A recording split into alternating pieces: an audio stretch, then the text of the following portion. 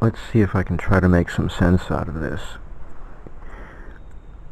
I had this theory about why a circuit can become negative resistance, although it's more appropriate to call it negative current. But I have to change my theory basically because I understand it differently now. So, it's still the same image of a rod surrounded by a toroid, and the toroid is spinning and squeezing the vast expanse of space into the shape of a rod. So we have a lingam and we have a yoni, and the union of the two make the atom. Now the subatomic parts are the let's see if I got this right. The rod is EMF and the toroid is the MMF, but the MMF has two parts.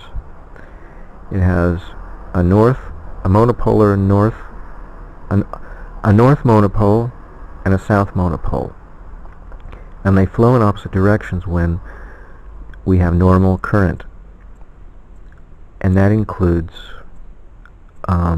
AC current when the current and the voltage are in phase.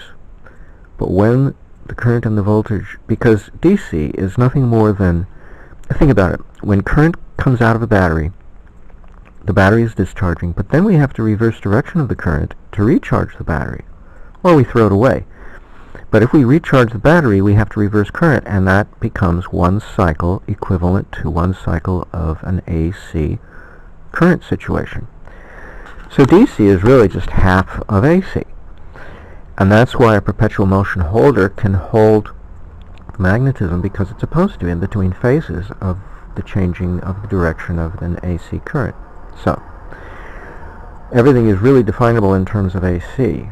Everything comes back to AC. The universe doesn't run on DC. DC is just a narrow view of the situation. Anyway, so in order to have a model, an atomic model that is based on electrodynamics rather than based on physics, we have to look at the model in terms of an AC situation. Okay, so we have two monopoles circulating, and I didn't come up with these north and south monopoles. Edward Leedskalnin did. So if they flow in opposite directions in a circuit, they are also rotating in opposite directions around the shaft of EMF at the atomic level. And this is current, which is AC in phase, or it's DC for that matter.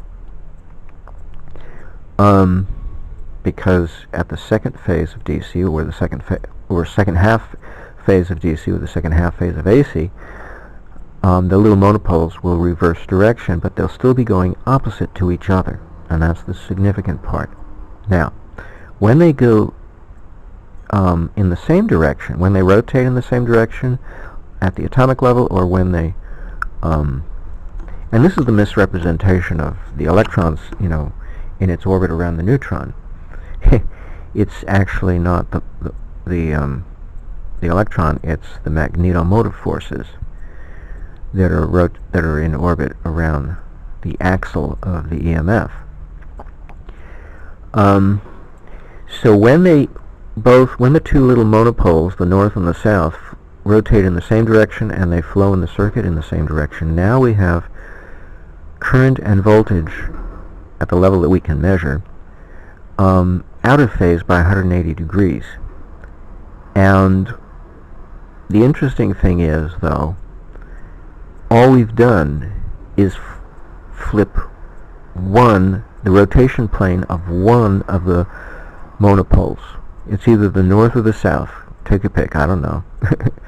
But it only has to be one. If it's both, then we end up still with them rotating or flowing in the opposite direction, but it can only be one. That means, see, I'm just taking logic here. That means logical deduction that one of the monopoles is tied to the polarity of the EMF of the circuit. if we look at it from the vantage point of the circuit, while the other one is tied to something else that is resolute, non-changing in its direction. It'll always flow in the same direction. And I think it has to do with source versus load. The idea that current flows from a high potential to a low potential. Well, when they flip, the other one doesn't care which polarity the voltage is. I mean, one of them does care, but the other one doesn't. So current is actually definable in terms of two definitions. One has to do with which side is positive voltage and which side is negative, and the other has to do with which side is greater absolute value and which side is lesser. In other words, which is the source and which is the load. Now we have to redefine what's the source and the load. It's not greater versus lesser, or else the switching of the polar switching of the charges of the voltage would change the direction of both magnetomonopolar forces, but it doesn't. So the real definition of source and load is not that one is greater and one is lesser, but that one is in charge. One is the cause and the other is the effect. See? So we don't say that the cause has greater voltage, because that's false reasoning, because in over unity circuit the source becomes greater than the load becomes greater than the source, right? That's the whole point of over unity. It's current flowing in the wrong direction according to convention. And when the load becomes greater than the source, that would redefine, but it's still not the source, right? Because if we turn off the frequency sine wave generator in my circuit plan, then the whole thing goes dead. That's the easiest way to shut it off. You just shut off the generator, but it's only putting out a microvolt of high frequency. So how can it be considered to be greater voltage? It can't be. Yet it's running the circuit, producing at the load end, or throughout the circuit actually, except at the generator. The generator is the only area of extremely low voltage. There is an area of the circuit that has no voltage, and then another area of the circuit on the other side of the motor transformer that is high voltage. So we have three different conditions in the circuit, and only one of which is the true source. So we don't call it a source anymore. We call it the master versus the slave. The load becomes the slave because, and that's the entire circuit outside the frequency generator, because it has to follow the consequences. It's the consequence. So we either call it the slave or we call it the effect, and we call the master the cause. But it's no longer source and load. Source and load is a lie. It gets everything mixed up and confused, and we don't understand, because then now negative resistant or negative current becomes an anomaly, and it's not an anomaly, it's the other side of nature. Now the other side of nature, and there is another side, is when the current and the voltage are 90 degrees out of phase. So in between 0 and in between 180, 90 degrees out of phase, and that's useless. And why is it? Because the magnetomonopole that was either traveling opposite or in the same direction as the other magnetomonopole now is at 90 degrees. And so the plane of rotation of the two magnetorotation planes of the atom are at 90 degrees to each other, and they're useless. It produces zero power. It's a zero power factor. Now, how can that be in the atom? Because if that was the case, that means the atom breaks apart, and we should have the ether. Or it doesn't break apart, but we're mimicking the ether without actually creating the ether. See, what we do is we create a condition, we manipulate electricity. Electricity is very easily manipulatable. And this is why physics lies to us, to prevent us from doing this, because this is not rocket science. This is just basic phase relation between what we measure as current and what we measure as voltage. You know, as a consequence, being a consequence of the plane of spin at the atomic level of the two magnetomonopoles, the north and the south monopoles, using Ed Leeds-Gallin's vernacular. So we still have the atom, but now the two planes of rotation are at 90 degrees. So where is the axle? The axle must have shifted. Or we have two axles instead of one.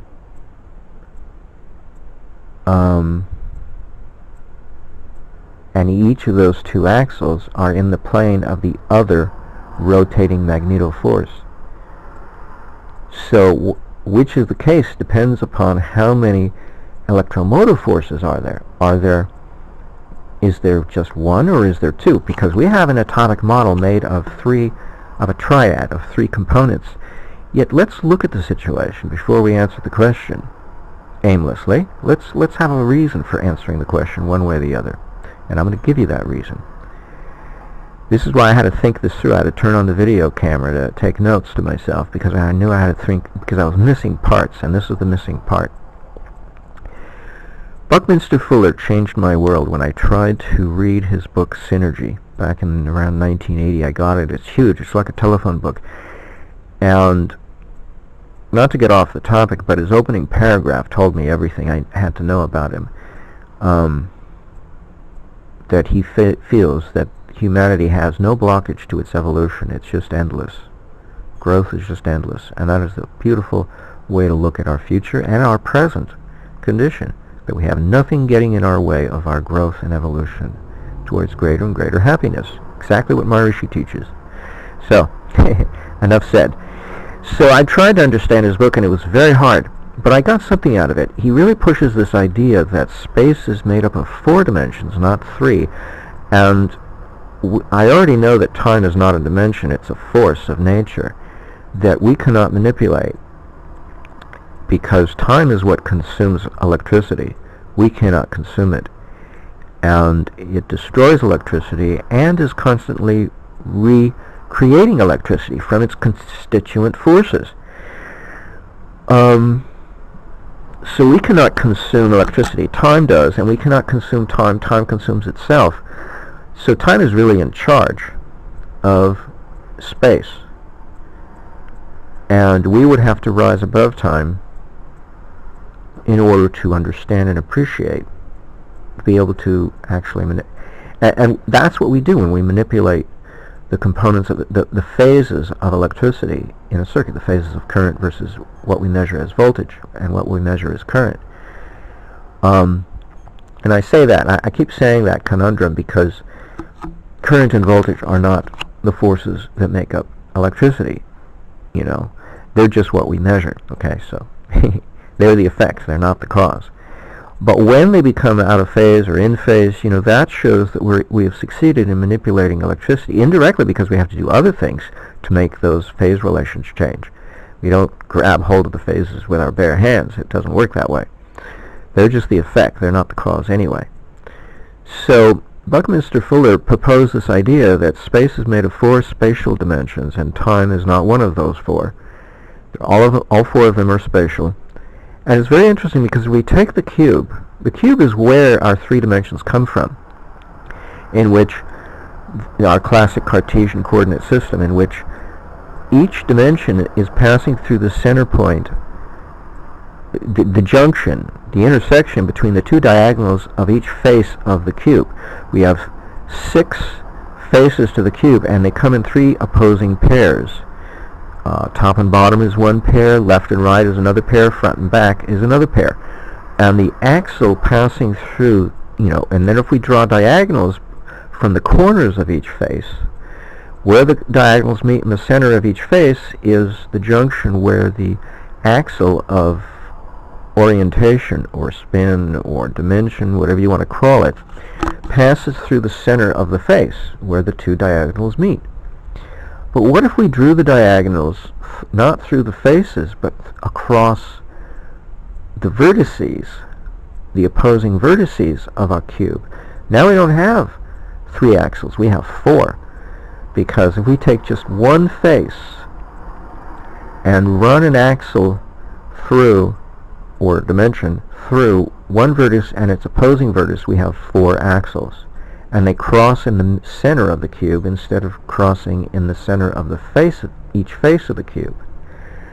And I suspect that's how the Atlanteans transmuted the elements, by using an electrical machine similar to an electric furnace, an induction furnace.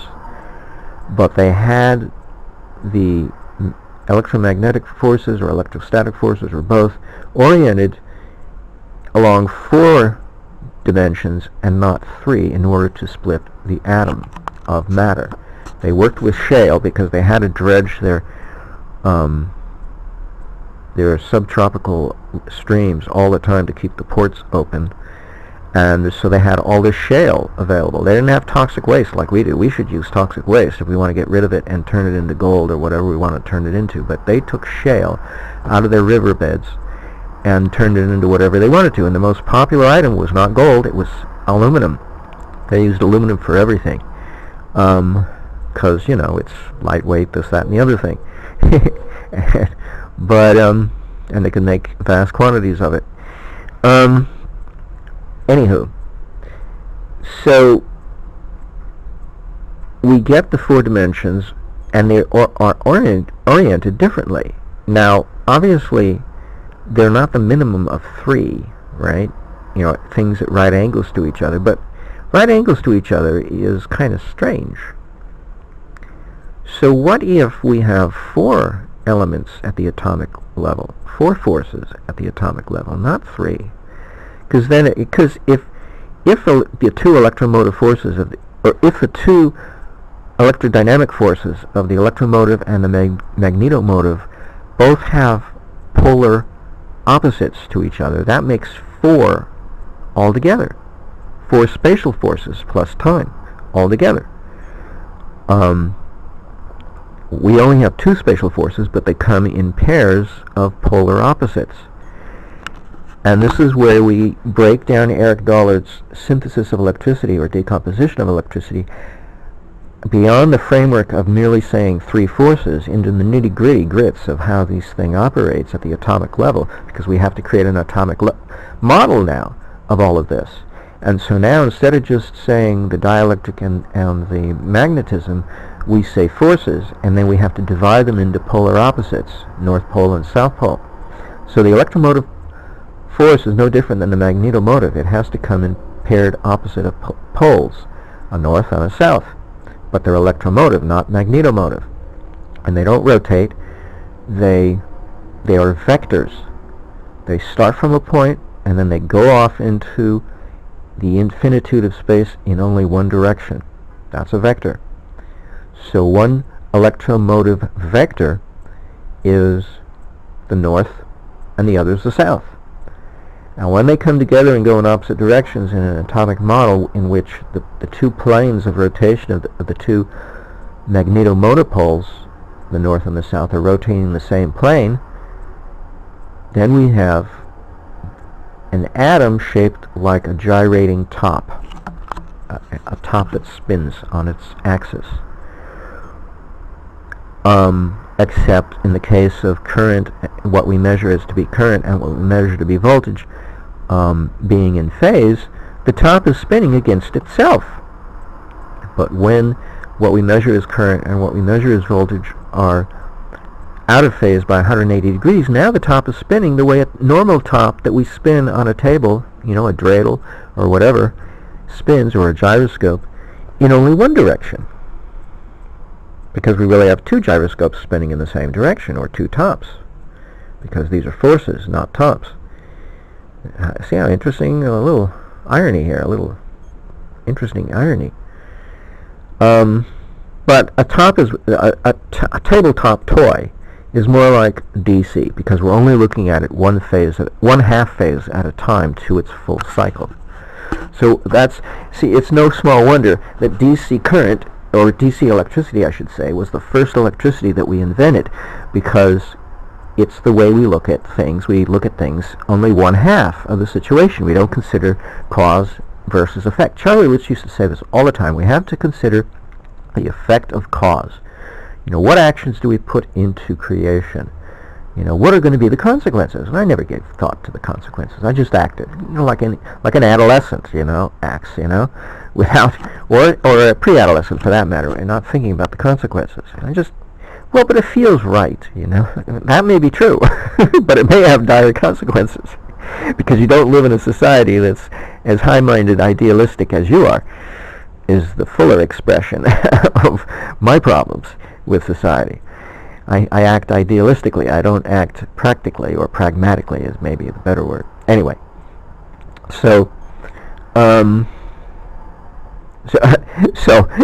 if truth be told, that's why I'm writing books and putting a price on them, because I got my nose clipped so many times sharing in the public that because nobody wants to believe in free energy, nobody wants to believe that it exists. Well, we have the wrong atomic model because physics lies to us. Okay, so this is the new atomic model. So the electromotive forces come in poles, in monopoles, just like the magnetomotive. But they don't spin. They just shoot out in a straight line, because it's the electromotive force that binds the universe together.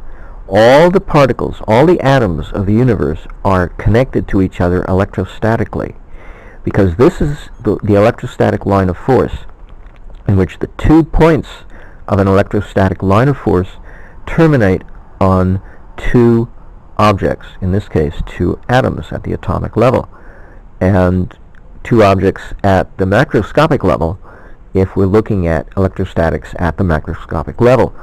But everything, whatever macroscopic or microscopic, it still behaves fundamentally the same way. All of the stuff of the universe are tied together electrostatically. That means that everything is communicating, this is important, with everything else electrostatically. This is how the body communicates outside the neurons. This is how, according to Robert Otto Becker, Dr. MD, author of The Body Electric, had made the statement that the body doesn't use the neurons when it's regenerating a limb, such as a salamander, or if we induce it artificially, induce it in a human or an animal, such as a lab rat. 400 successful conducted experiments of fully being in control of the regeneration process of an amputated limb.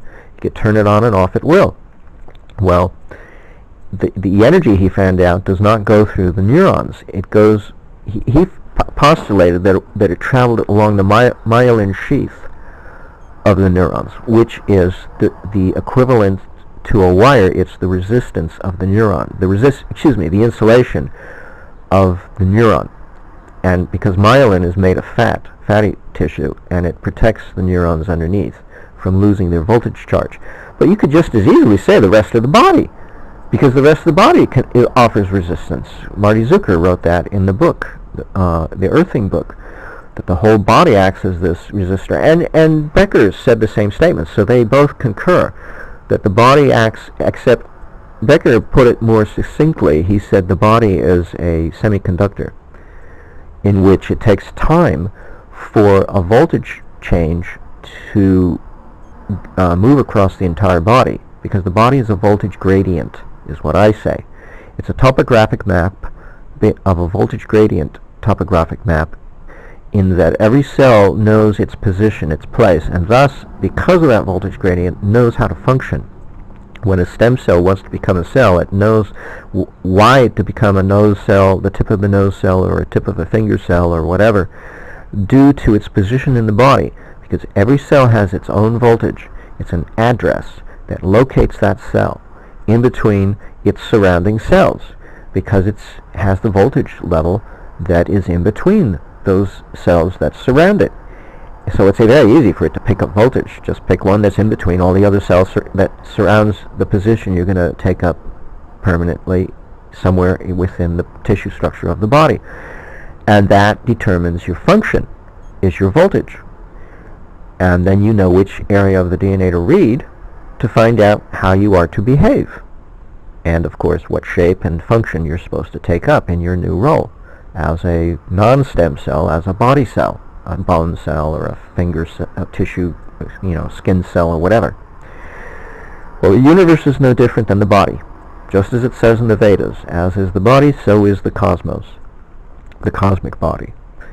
And it's all tied together by being a voltage gradient system of electrostatic connection. But that's electrostatics, or what Eric Dollard prefers to call the dielectric. But magnetism, or what we call current, which is, magnetism is the flip side of looking at current. Current is goes into orbit, is a force that goes into orbit around a point and never ends on a point. It ends on itself. And that causes rotation, the toroidal shape of rotation to occur, or the spinning plane. We really don't know what happens at the atomic level, right? I haven't seen it, but it's a spin of some kind. It's either toroidal or it's planar, like the plane of rotating matter surrounding this planet Saturn, which you could say is a toroid. It's just a flattened toroid, just like the Earth is a flattened globe, So whatever, however you take the argument. Let's just say a flattened toroid, depending on the spin rate.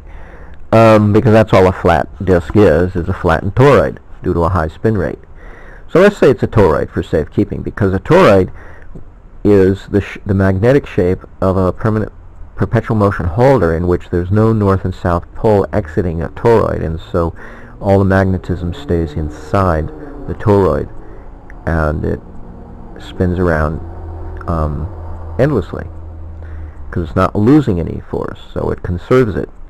Forces are very highly conservative. They follow but it's only forces that the law of conservation of matter holds at the subatomic level of force, not at the atomic level of electricity, which is what comes out of the forces interacting. So the magnetoforces rotate around a line of the electromotive. So if we have four ingredients to the atom, four forces I should say, to the atom, but what is it when they are 90 degrees? The two magnetomotive poles are 90 degrees out of phase with each other, but still atomically glued together.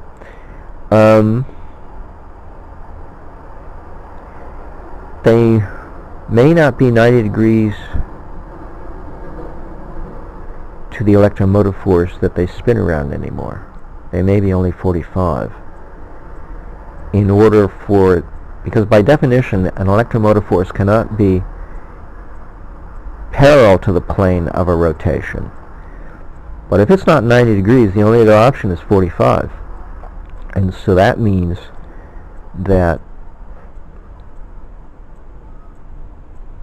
when we are measuring that current and voltage are out of phase by 90 degrees, what we're really measuring is that the EMF and its associated, the monopole EMF and the monopole magneto that's associated with that monopole EMF are 90 degrees to each other, because that's what we're measuring. I guess what it is telling us is that we have a habit of measuring only one side of the circuit. Let's say it's, DC or whatever. We're measuring only one half of the current, or one half of the voltage for that matter. Well, no, in the case of voltage, we simply arbitrarily pick one voltage monopole as our reference and call that ground, call it common, our common reference. But in the case of the current, we ignore one of the two currents. And, it's funny though, because we already have the knowledge of the two currents flowing in opposite directions. We say there's the conventional direction, which is the direction that all our diodes point in, and then we have The one that we actually focus on is, we call it the direction of flow of the electrons, and that flows in the opposite direction. So we already have the two magnetoforces. We just look at one in terms of its direction, and we ignore the other, or whatever. It's funny. We have the knowledge. We just don't give credit where credit is due. And that's really the problem. We don't have the whole picture. Physics has confused us. So, getting back to what happens when things are 90 degrees out of phase at the level that we measure, it's only the electromotive and the magnetomotive of the corresponding monopoles that are matched up with each other that are 90 degrees out of phase.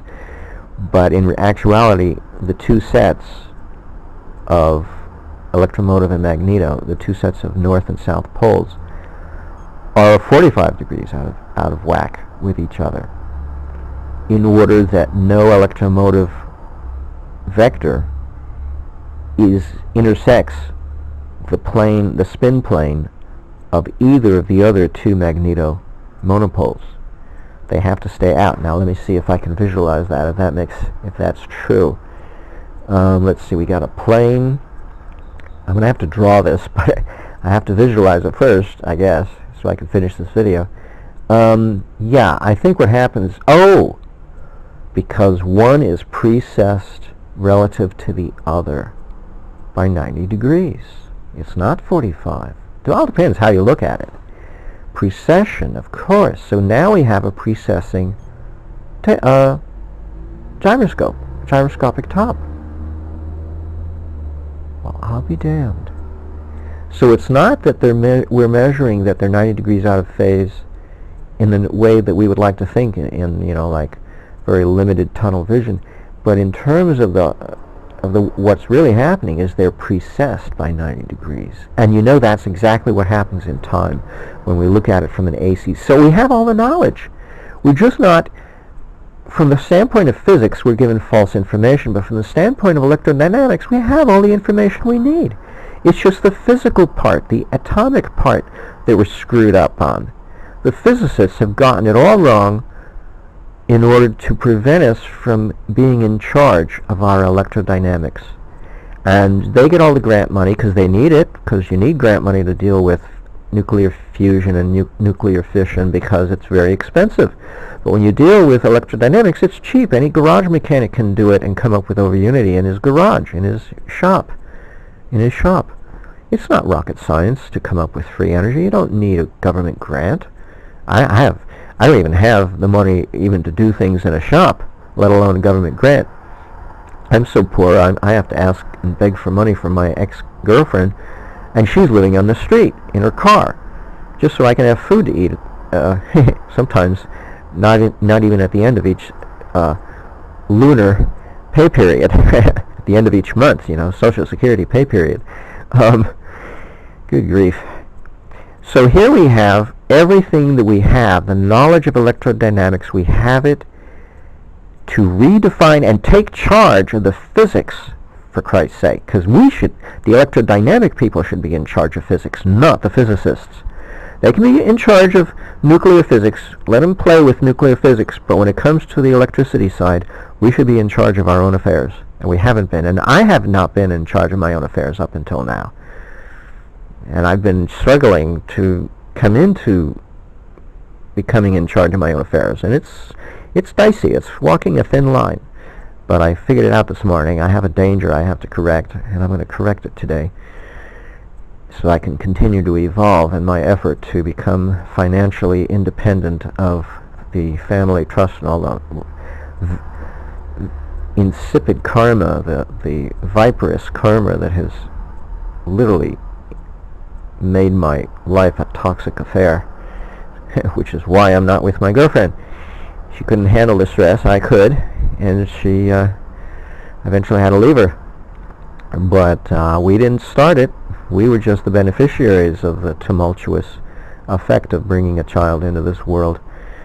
We were the cause. We were the cause, but we didn't get to have a nice family. Now we get to suffer separate from each other. Yet we unite in a sense to try to help each other. I paid her rent as long as I could, and now she pays for some of my food and water. and sometimes my bills. So we still try to help each other. We just don't live together because I couldn't live with somebody who can't handle stress. I mean, she's very susceptible to fear. And as a happy-go-lucky meditator since the age of 16, what do I got to be afraid about? Well, when she got done with me, I had everything to be afraid of, and so it's been a slow process of healing for me. Because in reality, we have nothing to fear. Fear is really a fiction, but unfortunately, it's a hazardous fiction which can destroy lives, and that's what it managed to do. It destroyed our relationship. And it's like a virus. It can infect other people. It can spread if you let it, and that's what I did. I let it by associating with her because I let it, I kept forgiving her and thinking maybe she'll change, when in fact I was the one who was changing. I was becoming more like her. She wasn't becoming more like me, which was my hope. She was, but it wasn't noticeable. Not until I left her, and then it became noticeable. Wow, she's a different person than when I met her. She has less of the fears. I have them instead. Some of them have been, she's relieved herself, and I have them in her place, and I've had to work through them. But solving the problem of how to eat has been the solution. I now get to eat fish and cheese and yogurt, and I've been a vegan for most of my life, since adolescence. And now I don't have to be sick from eating them anymore, because now I understand I'm a diabetic. And I was a diabetic at birth. And see, it's funny, because when I was in parenting class to try to get back my parenting status from children's court, one of my classmates was wrongfully had her son taken from her, and now he has depression and has to take medication for that depression, only because they were separated, for no other reason, because he's diabetic, and the doctor had him taken from her erroneously, because calling her a bad parent, because she didn't know, because he never told her, because the kid had never been diagnosed before. He was just 4 years old. He had never been diagnosed diabetic before that point in time. So what are they taking him from her for? You see how the system works in LA County? It's unbelievable.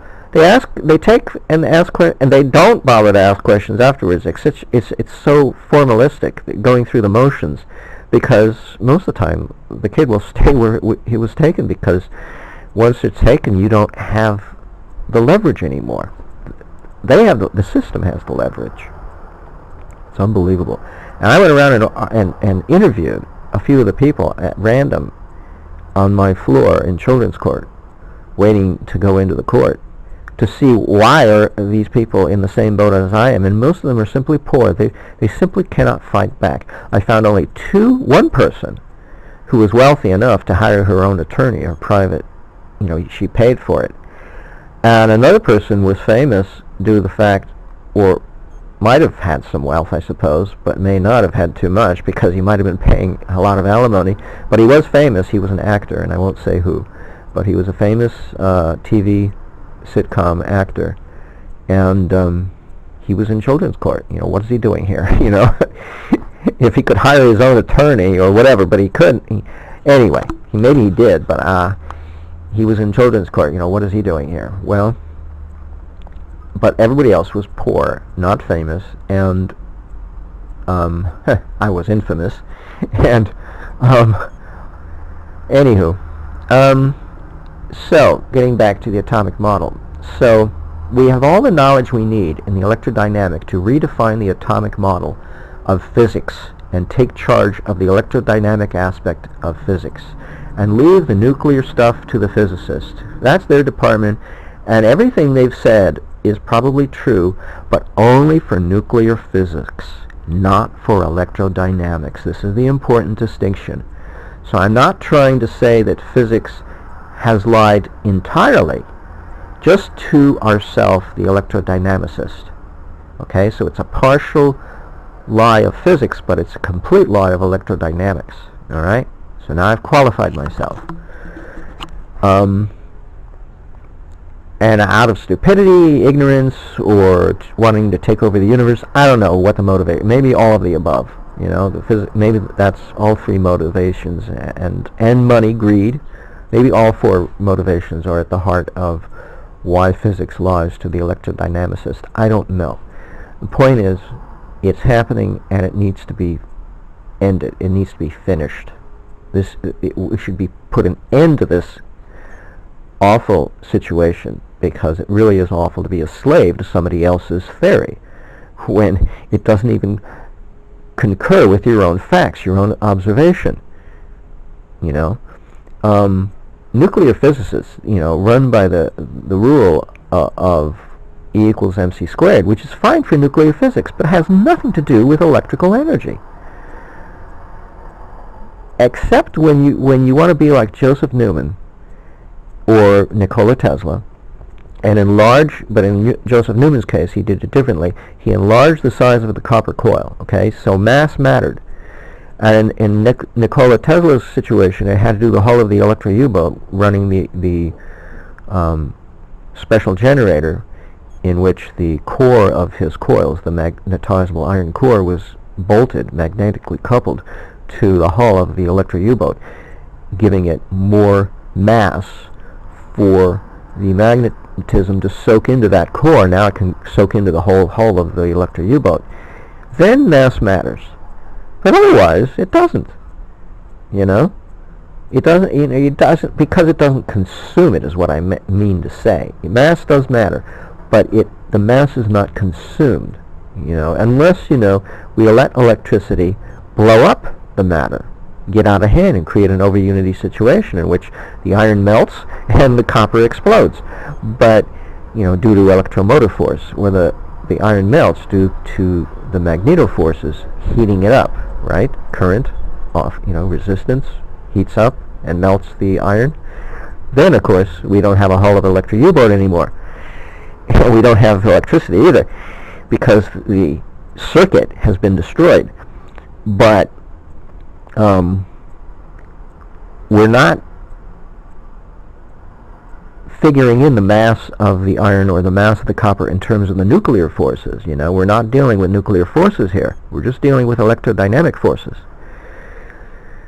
So, in essence, there's a whole other side to the atom in terms of forces. They're totally legitimate, what the physicist talks about, but has nothing to do with electricity. Ours is very simple. Theirs is complicated and requires, a doctoral degree in physics and government funding, yada yada.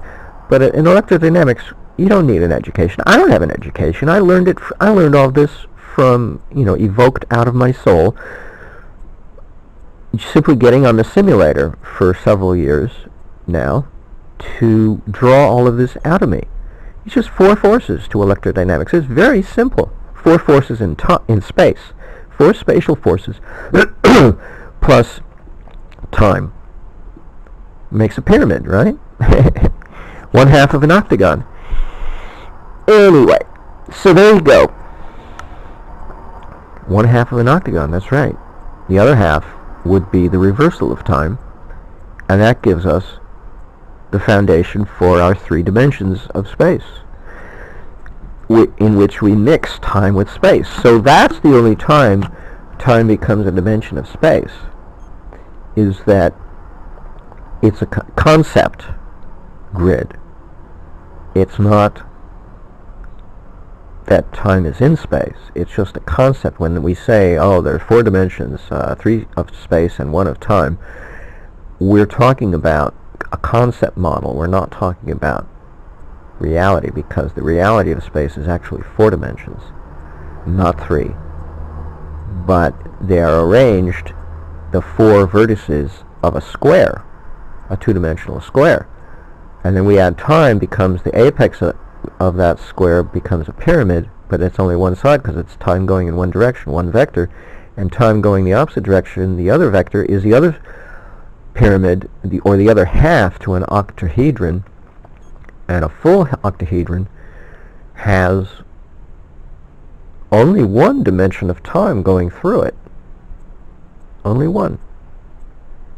And or 2 vectors of time going through it, and 4 vectors of space going through it. But that's where we erroneously get this Cartesian coordinate system, because sure, we can continue to use it. I don't have any argument against using the Cartesian coordinate system. It's just not the way we purport it to be. See, we get our Cartesian coordinate system misapplied due to the fact that our body is made that way. But I said the body is the universe, but our body only in a macroscopic sense, in which we are bipeds, you know. So being a biped, we have a head, we have a tail, we have a right arm, a left arm, and we have a tummy, and we have a tushy. And those three axes of orientation give us this erroneous sense that space is made up the same way. But it's not. Not at the atomic level, and not at the macroscopic electrodynamic level either. It's four forces that make up space, plus time, the fifth vector. So four vectorial forces make up space, and actually two vectorial directions make up time. Because every meditator knows when you dive within, time reverses itself. And this is what Charlie said. You reverse yourself on the wheel of karma, the wheel of the cycles of birth and death, in order to throw off the stress. And this implies, and this is the other part of this theory that I was trying to figure out, that the spinning or rotating magnetomonopoles are not circular, they're spirals. And they don't they're not a snake, you know, the head chasing the tail. In fact, what it really is that one end of the snake is tied to the EMF vector, and the other goes out into space endlessly, or tied to the ether, whatever you want to call it. But as a spiraling, rotating thingy, because when we look at current traveling down a wire, it is a spiral. So why would we want to think it's a rotating top? You know, see, so the rotating top is a poor vector. You know, Joseph Newman chose the gyroscopic top as his model for the atom, but it's a poor model because it doesn't take everything into account. So I don't know where the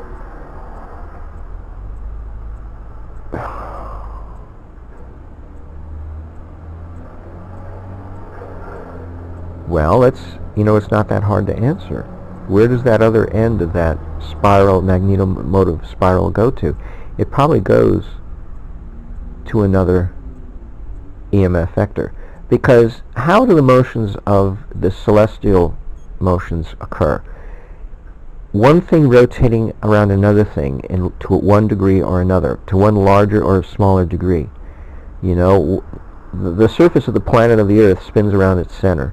And then the Earth spins around the Sun, and then the Sun spins around the center of our Milky Way galaxy. So it may be no different at the atomic level, in which the two magnetoforces have, or each of the two magnetoforce monopoles have two centers that they rotate around, something greater than themselves and something lesser.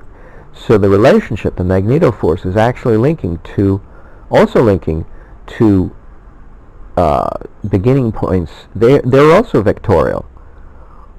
Well, wow. But in a different sense, because they're rotational as opposed to linear. And they must be linking size, something greater with something lesser. I don't know. Your guess is as good as mine, where it goes off into space, where it ends up.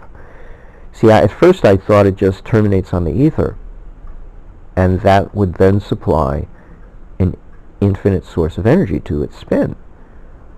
But that implies, in order to conserve force, that implies that when the magnetoforce comes into the center of the atom and then goes out the electromotive vector, that electromotive vector has to go off into the ether as well and dissipate itself somehow. How, I don't know. I guess when it ends up at the center of some other atom, it dissipates out. Right, it dissipates out that other magneto spiraling, which is anchored in the ether. So it works. I just didn't think it through. How about that? So it's the magnetomotive pole is anchored at one end at the axle of its atomic model, the EMF vector starting point, but the other end is tied to the ether. No, wait. No, that's not right. No, it is right. No, it would be. Right. Because the magnetoforces do not tie atoms together. They tie atoms to the ether. There you go. So the electrostatic force, or the dielectric, or the electromotive is what I prefer, ties all the atoms together in the universe, but the magnetomotive force, or what Eric Dollard calls magnetism, but we really have to call it a force, ties all of matter to the ether. And that's what gives all of matter an infinite supply of energy. It's just somehow the electromotive force has to dissipate that. Oh, it does. It does it at the other end, at the other. So we have two vectors flowing in opposite directions. One starts from the center of an atom, but is ultimately fed by the ether, and the other ends up at the center of some other atom and goes back out to the ether. So just as the two magnetoforces are rotating in opposite directions in the same plane, though when we measure current or measure voltage as being either 180 degrees out of phase or 0 degrees out of phase, the electromotive forces are also traveling in opposite directions, so to speak. They're not traveling, though. They don't travel. That's right. That's the difference. The electrostatic force, or the electromotive force, does not travel. It merely has an orientation of voltage gradient.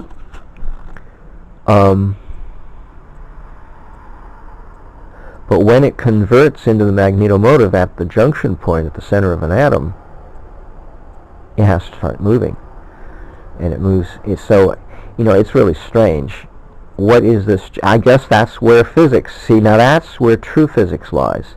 In the nucleus of the atom, the junction point between the electromotive and the magnetomotive, and that's the area of physics. So physics has to be quarantined. It has to have its boundaries shrunk so that it no longer tries to talk about the electrodynamic forces unless it does so in a correct manner. It has to be quarantined because it's should be ashamed of itself. It's gotten the electrodynamics all wrong all this time.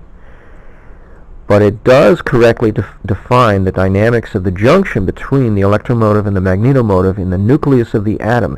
All the subatomic particles that physics talks about have to do with the nucleus of the atom at the junction point between the electromotive and the magnetomotive forces. So we leave it to them to tell us what goes on in the nucleus of the atom. But let's just leave it at that, okay? That's all they know. They don't have the electrodynamic side of physics down. They've got it all screwed up and are lying to us. All of us, you and me. So now that we've set the record straight, they just have to be quarantined, that's all. They've been misbehaving. They have to sit in the corner. And the corner is the nucleus of the atom. They have to stay there, because that's where they belong, and not go outside the nucleus. Unless, the atom should fission or something, or fuse or whatever, Then we let them state their case, but not electrodynamics. That's not their domain. They should not even talk about it because they've done a shoddy job, a very poor job of dealing with electrodynamics. Now, my prior video I didn't post, and for good reason, because I really didn't have the whole picture. Now I have the whole picture, so I'm going to post this because you should really know this. This is important stuff. All right, and lucky for you, in the other video I was coughing and hacking. This one my voice was clear because I didn't speak on the basis of the pressure of having food in my tummy. I was speaking on the basis of rest, waking up in the morning, and that's the right time to do a video. The window's open. I opened it in the middle of the night to get fresh air because I wasn't sleeping very well. I had a nightmare. So I opened the window and I went back to sleep, and I had good dreams because I had fresh air to breathe while I was sleeping. All good dreams and a good awakening. So here we go. A good awakening is our future of the enlightened age of the Aquarian dispensation, right?